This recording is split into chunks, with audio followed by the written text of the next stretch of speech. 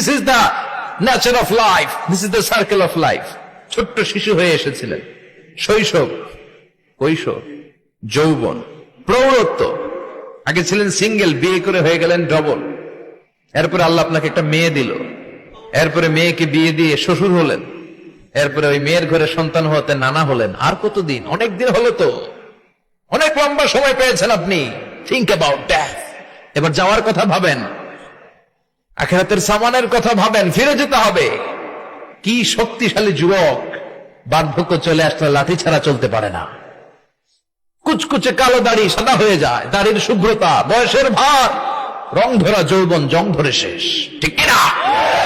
This is the circle of life.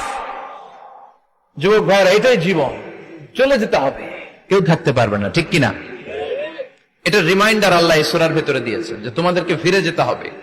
এই লোভ লালসা ছেড়ে দাও।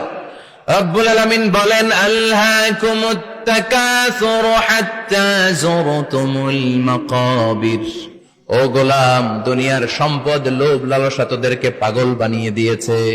এই লোভ পাগলামি কোনদিন তোদের থামবে না যতদিন না তোরা কবরে ঢুকবি, ঠিক কিনা? কার কথা? আল্লাহ বললেন, দুনিয়ার সম্পদ আর লোভ আর মোহে তোমরা গাফেল হয়ে গিয়েছো। আখিরাতের কথা বেমালুম তোমরা ভুলে গিয়েছো। কিন্তু আখিরাতে তোমাদের যেতেই হবে, কবরের বাড়িতে তোমাদের ঢুকতেই হবে, ঠিক কিনা? যেতেই হবে।